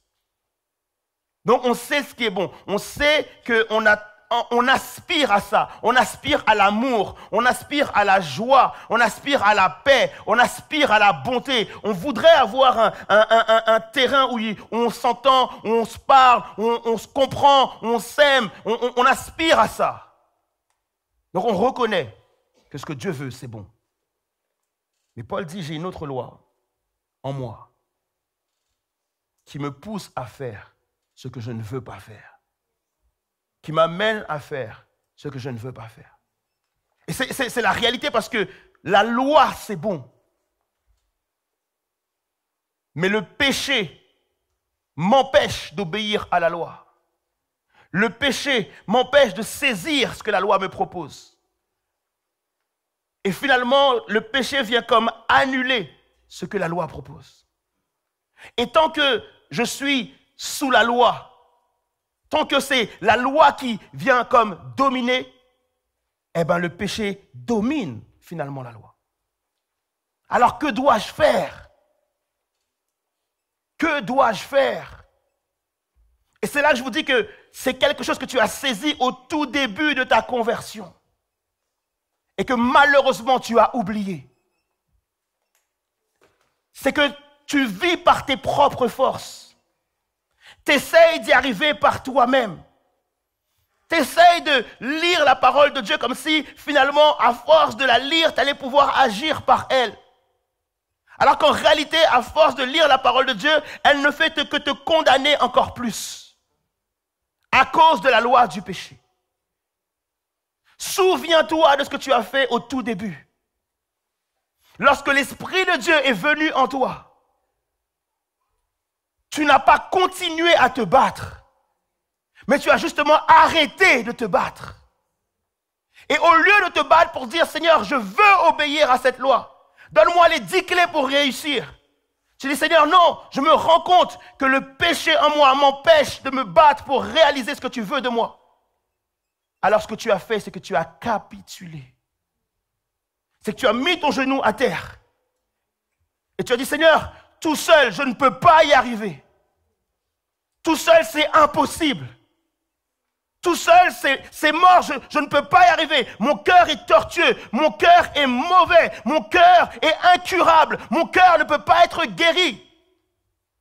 Alors ce que je dois faire, c'est que je dois capituler et je dois m'abandonner à toi. Ce que je dois faire, Seigneur, c'est que je dois m'abandonner. Je dois diminuer pour que tu puisses croître. Et ce que Jean est en train de dire, c'est que tu dois mourir à toi-même. Lorsque je lis l'apôtre Paul qui dit, si je vis, ce n'est plus moi qui vis, mais c'est Christ qui vit en moi. En fait, j'ai réalisé que c'est un homme qui était mort qui est en train de parler. Parce que Christ ne peut pas vivre en toi tant que le péché vit en toi. Christ ne peut pas vivre en toi tant qu'il y a quelque chose qui vit en toi. Et la meilleure façon de pouvoir détruire le virus, c'est de pouvoir faire mourir le téléphone. La meilleure façon de pouvoir détruire le virus, c'est que l'ordinateur, que tu puisses le renvoyer à son fabricant, que tu puisses le renvoyer à l'usine, afin qu'on puisse le rebooter, afin qu'on puisse le restaurer, afin qu'on puisse le renouveler. Et pour cela, il faut qu'il meure. Le virus qui est en nous doit mourir. Et pour le tuer, je suis obligé de mourir. Si je ne meurs pas, je ne pourrai pas le tuer. Et je dois choisir maintenant entre lui et moi. Paul dit, si je vis, ce n'est plus moi qui vis, je suis mort. Si je vis, ce n'est plus moi qui vis, mais Christ qui vit en moi. Parce que j'ai fait mourir la loi du péché en moi, afin que Christ vive. Afin que je puisse reproduire les actions de Christ, que je vive selon le caractère de Christ, que je vive en fonction de mon présent et de mon futur et pas de mon passé. Est-ce qu'il y a quelqu'un ce matin qui se dit, je dois mourir à moi-même?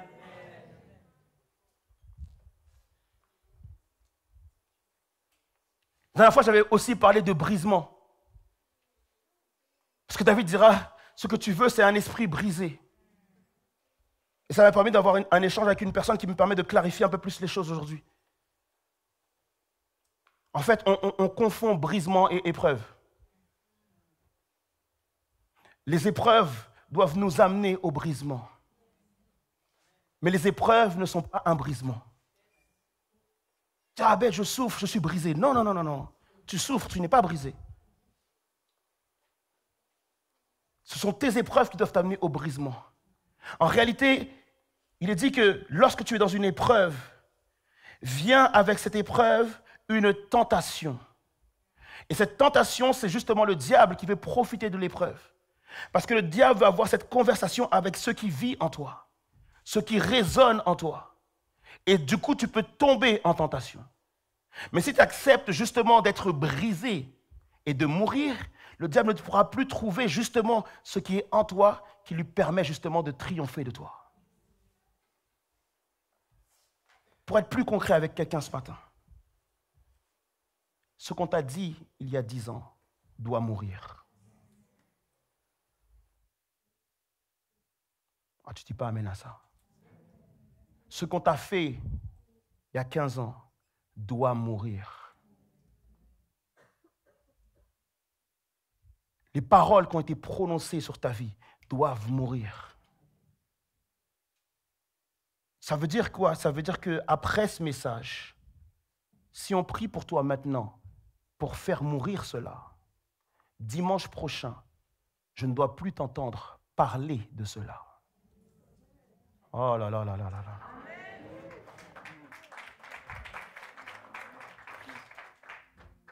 Lorsque ton ordinateur est restauré et qu'il est à nouveau tout neuf et que tu le réutilises, il n'y a plus de traces du virus, mon ami. Il n'y a plus aucune trace, il n'y a plus de bug. Il n'y a plus rien de tout ça. Parce qu'il a été restauré. Oh, je suis désolé, si tu bugs encore, c'est que tu n'es pas restauré. Si tu bugs encore, c'est que tu n'es pas mort à toi-même. Si tu bugs encore, c'est parce qu'il manque quelque chose.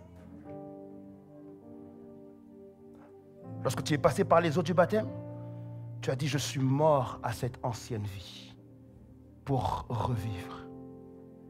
Et tu t'es dit, je dois le faire une fois pour toutes. Non. En réalité, la vie chrétienne, c'est de mourir, mourir, mourir, mourir, mourir, mourir, mourir, mourir, et mourir encore pour vivre. Et Paul dira justement, la chose là qui nous fait le plus peur, la mort. C'est vrai que mourir, ça fait peur. Mais Paul dira justement, parce que j'ai l'espérance de la gloire, alors la mort m'est un gain. Il y a quelqu'un qui doit comprendre ce matin que pour gagner, il faut accepter de perdre. Ça, c'est le problème de ceux qui n'arrivent pas à investir parce qu'ils ont toujours l'impression qu'ils ont plus peur de perdre que de gagner. Mais parfois, pour gagner, il faut accepter de perdre. Et parfois, pour gagner beaucoup, il faut accepter de perdre beaucoup. Toi, tu veux retenir, tu veux garder, tu veux vivre avec ton virus. Il faudrait qu'on puisse se lever ensemble.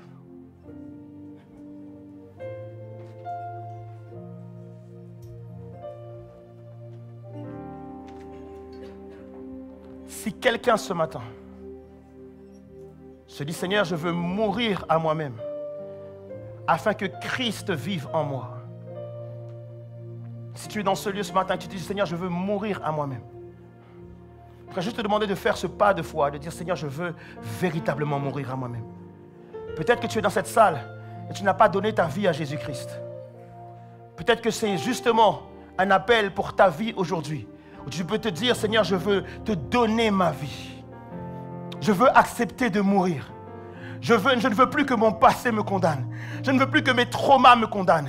Je ne veux plus, Seigneur Dieu, que mes blessures m'empêchent d'avancer. Je ne veux plus, Seigneur Dieu, avoir le péché en moi qui résonne avec les choses qu'on a pu me dire. Je ne veux plus que le péché en moi réveille, Seigneur Dieu, ce que les gens ont pu me dire. Mais je veux mourir. Je veux que le péché puisse mourir en moi, Seigneur Dieu, afin qu'il n'y ait plus de résonance avec ce que les gens m'ont dit. Parce qu'à cause de cette résonance, à cause de ce brouillard, à cause de ce qui vient, Seigneur Dieu, de ces bruits qui sont dans ma tête, Seigneur, je n'arrive plus à entendre ton esprit. Je n'arrive plus à entendre ton appel. Je n'arrive plus à entendre ce que tu veux de moi. Ma conscience est comme obscurcie. Mes pensées sont souillées. Seigneur, je prie maintenant que cela meure pour que je puisse avoir la capacité d'entendre ta voix. Alors si c'est des personnes qui veulent donner leur vie à Christ, je vous prie de vous tenir de ce côté-là. S'il y a des personnes qui veulent donner leur vie à Jésus pour dire, Seigneur, je veux mourir aujourd'hui à moi, Seigneur. Je veux renoncer à moi-même. Je veux renoncer à mon passé. Je veux renoncer à tout cela pour te donner ma vie. Et je veux te faire confiance que ma vie sera mieux entre tes mains que entre mes mains, Seigneur. Je veux te faire confiance pour te dire que ma vie sera mieux gardée, mieux protégée par toi que par moi. Si ce matin tu veux donner ta vie à Christ, je peux te mettre juste de ce côté, s'il te plaît. Alléluia. S'il y a d'autres personnes qui veulent donner leur vie à Jésus, voilà, n'hésitez surtout pas. Et rejoignez ces personnes qui sont là. On va prier pour vous. On va pouvoir prier pour vous. S'il y a d'autres personnes qui maintenant se disent, Seigneur, je veux absolument mourir à nouveau. Je veux absolument, Seigneur, je veux retomber face contre terre. Je veux absolument, Seigneur Jésus, véritablement tomber à tes pieds, Père. Je veux comme retourner à la croix, là où tu es mort pour moi. Je veux mourir pour toi. Là où tu as donné ta vie pour moi, je veux te donner ma vie encore aujourd'hui. Si tu es là dans cette salle et que tu te dis, c'est vrai Seigneur, je t'avais donné ma vie il y a 10 ans, il y a 15 ans, mais depuis très longtemps, je vis pour moi. Depuis très longtemps, je suis déçu. Depuis très longtemps, je me sens condamné. Depuis très longtemps, Seigneur, j'arrive plus à venir à l'église et à retrouver ma marche, à retrouver le rythme, à retrouver le cœur, à retrouver le zèle, à retrouver l'envie, à retrouver la joie de te servir et d'aller à l'église. Pas simplement pour écouter un message, mais pour mettre en pratique, pour pouvoir véritablement grandir, qu'on observe un changement radical en moi. Et que je ne vis plus pour moi-même, et que je veux vivre pour toi. Si tu as cœur de cela, je te prie de te mettre de ce côté-là, s'il te plaît.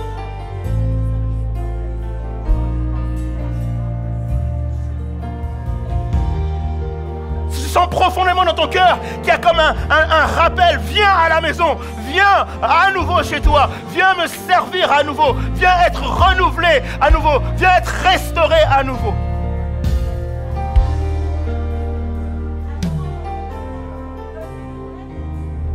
N'utilise pas ce que les gens t'ont fait comme excuse. N'utilise pas ce que les gens t'ont dit comme excuse. N'utilise surtout pas ce matin même les blessures que tu as pu avoir dans une église comme excuse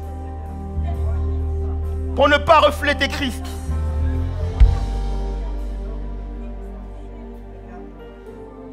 Il y a un moyen de renoncer à ça. Et pendant que tu avances, et pendant qu'on prie pour toi, je t'en prie, s'il te plaît, confesse cela. Dis à Jésus, voilà pourquoi, Seigneur, c'était si difficile pour moi de revenir. Voilà pourquoi, Seigneur, c'était si compliqué pour moi de revenir. Voilà pourquoi, Seigneur, c'était si compliqué pour moi. Voilà pour quelle raison c'était si difficile pour moi.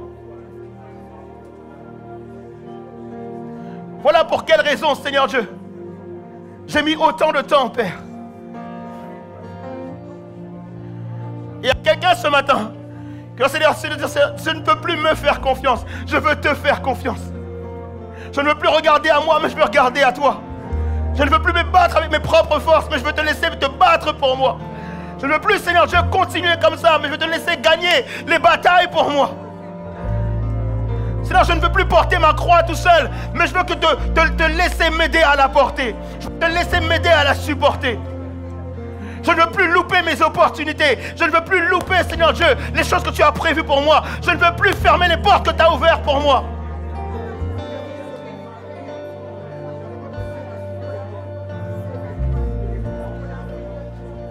Je veux être à l'image de mon Père. Je veux construire des choses. Je veux faire des choses qui durent, qui demeurent. Je veux être de ceux qui construisent. Je ne veux plus être de ceux qui détruisent. Il devrait y avoir une clameur dans la salle pour le Seigneur, s'il te plaît, réponds à cette prière. Réponds à cette prière, Seigneur Dieu. Alors que le paralytique Alors que le paralytique vient à toi. Alors que le paralytique vient à toi, Seigneur Dieu. Alors que l'on conduit le paralytique jusqu'à toi, Seigneur Jésus. Et je vois Jésus qui tend ses bras et qui ne refusera pas le paralytique ce matin. Il y a quelqu'un qui ne peut pas se lever tout seul. Il y a quelqu'un qui ne peut pas marcher tout seul. Il y a quelqu'un qui ne peut pas agir tout seul. Il y a quelqu'un qui ne peut pas gagner tout seul. Mais qui va se laisser conduire jusqu'au pied de Jésus-Christ. Il y a une personne qui va se laisser conduire au pied de Jésus-Christ. Il y a une personne qui va déclarer ce matin, même si ma vie est chaotique, mais le Dieu que nous servons a tout créé à partir du chaos. Il y a quelqu'un qui va réaliser ce matin que le chaos ne fait pas peur à Dieu. Que Dieu est capable de créer à partir de rien, à partir du chaos. Il est capable de restaurer, il est capable de réparer, il est capable de renouveler cela. Hey, il y a une personne ce matin qui va se dire, Seigneur, même si on m'amène, même si on me tire, même si on me traîne jusqu'à toi, mais je ne dois pas ressortir de ce lieu comme je suis entré. Je ne dois pas ressortir de cet endroit comme je suis venu. Il y a une grâce à saisir ce matin. Il y a une grâce à saisir ce matin. Ne refuse pas la grâce. Ne laisse pas l'orgueil te faire refuser la grâce. Ne laisse pas les désirs et les desseins de ce monde t'empêcher de saisir la grâce qu'il y a à saisir ce matin. Alléluia. Seigneur, je ne veux plus refuser la grâce. Je ne veux plus refuser l'opportunité. Je ne veux plus refuser l'occasion. Je ne veux plus refuser. Parce que je prends conscience, Père, qu'il y a un mort qui doit revivre ce matin. Il y a une résurrection dans ce lieu qui doit prendre place. L'Esprit de Dieu est là. La puissance de Dieu est là pour qu'une personne retrouve la vie. Alléluia. Seigneur, manifeste ta gloire. Seigneur, s'il te plaît, manifeste ta gloire dans ce lieu, Père éternel. Et permets, Seigneur Dieu, que nous puissions retrouver la vie.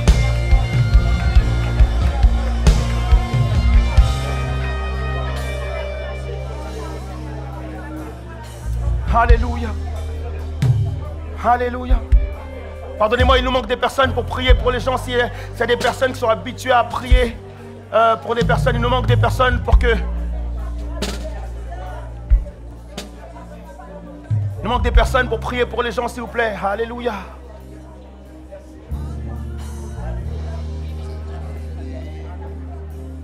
Voilà, s'il y a des sentinelles dans la salle, s'il vous plaît. Alléluia.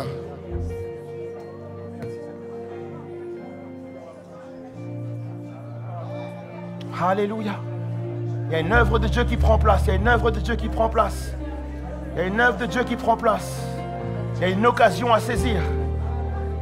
Alléluia.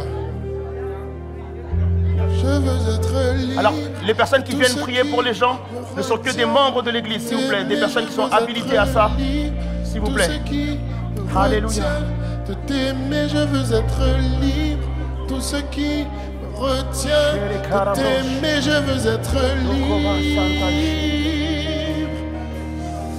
Je veux être libre de tout ce qui me retient de t'aimer. Je veux être libre de tout ce qui me retient de t'aimer. Je veux être libre de tout ce qui me retient de t'aimer. Je veux être libre.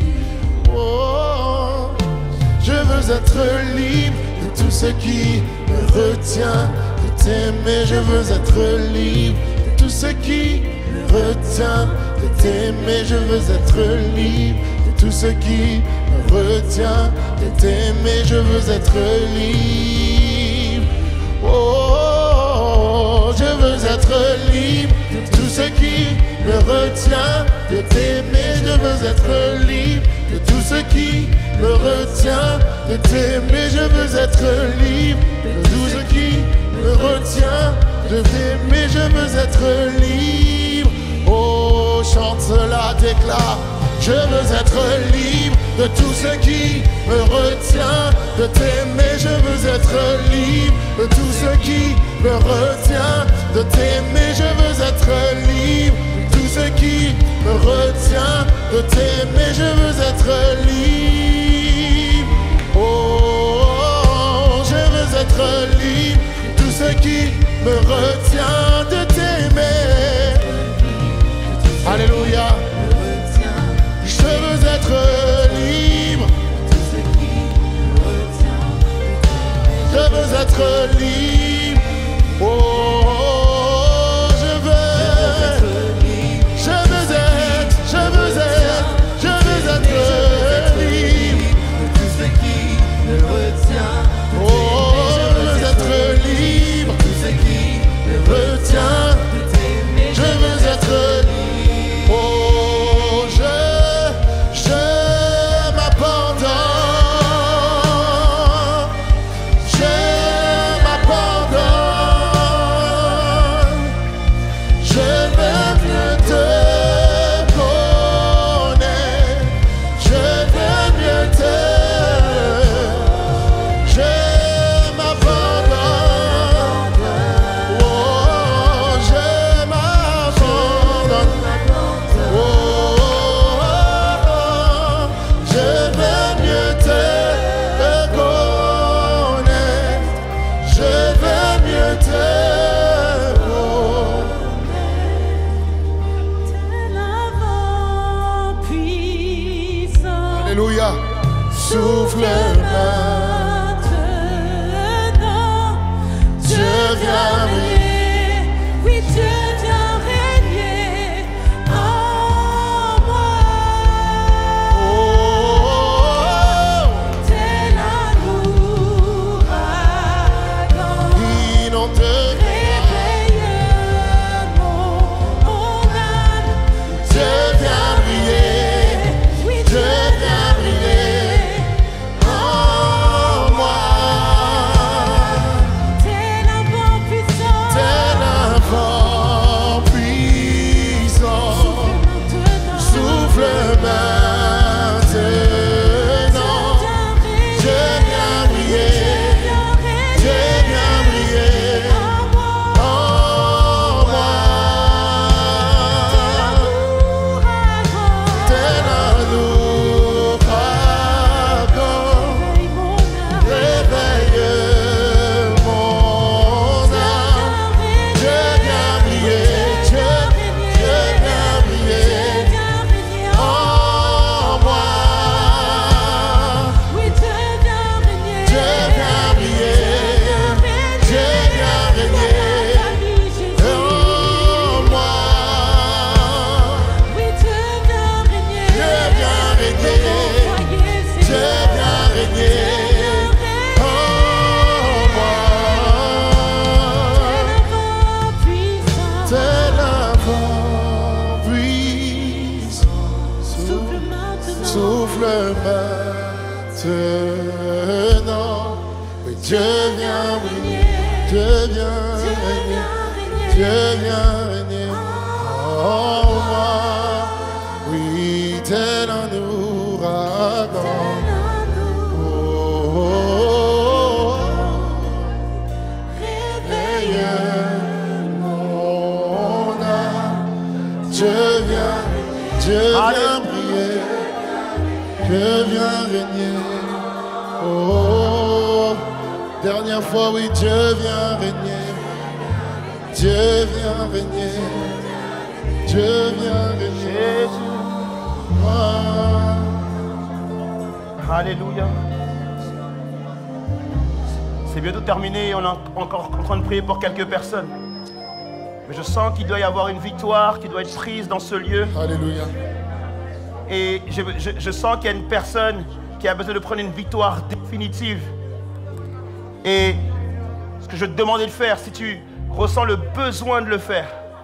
Vous savez, les amis, c'est plus de dire je suis quelqu'un de colérique, mais c'est de dire Seigneur, au nom de Jésus, j'écrase la colère ce matin.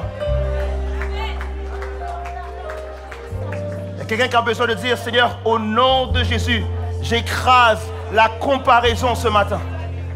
Il y a quelqu'un qui a besoin de dire, j'écrase ma jalousie ce matin. J'écrase, Seigneur Dieu, le péché qui est en moi ce matin. Il y a quelqu'un qui a besoin de dire, j'écrase cela. Seigneur, je prends ma victoire sur cela. Je meurs à cela et je prends ma victoire. Parce que ce que je veux célébrer aujourd'hui, c'est que le diable avait utilisé tout ça pour t'empêcher de pardonner et de faire ta vie. Il y a des pères qui ont été longtemps emprisonnés dans des cœurs. Il y a des mères qui ont été longtemps emprisonnés dans les cœurs.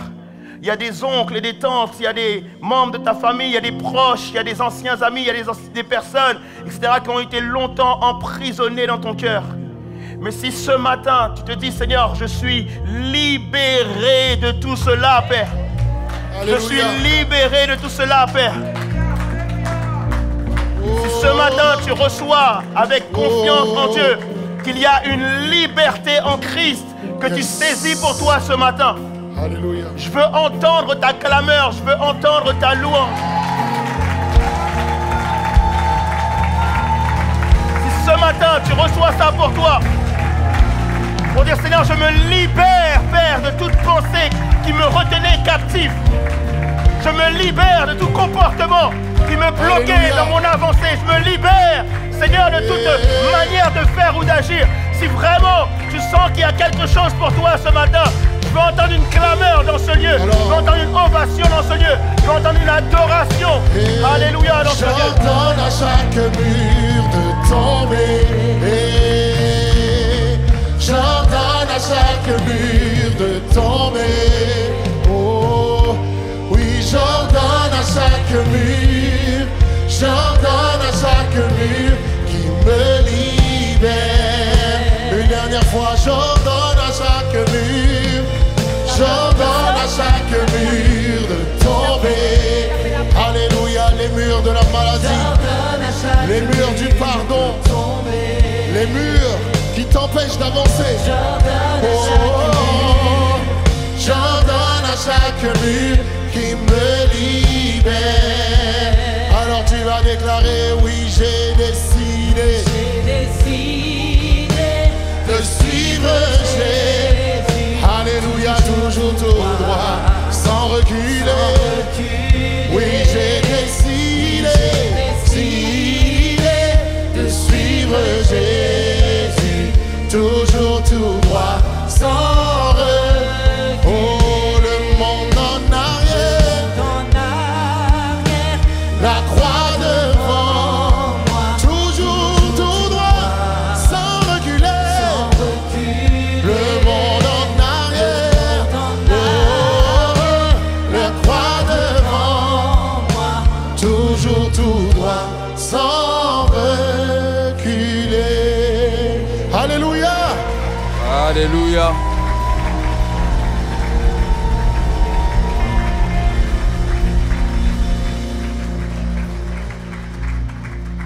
Tu peux déjà regarder ton voisin, tu lui dis, voisin, la personne que je suis aujourd'hui, prends une photo avec moi aujourd'hui parce que demain ce ne sera pas pareil. Tu lui prends une photo, reste debout, mais tu lui prends une photo avec moi aujourd'hui parce que demain ça va être compliqué. Voilà. Alléluia. Tu peux acclamer encore Jésus encore une fois. Yes. C'est le temps pour nous de dire au revoir à Évidence Home. Merci de nous avoir suivis, que Dieu vous bénisse. À la semaine prochaine. Amen.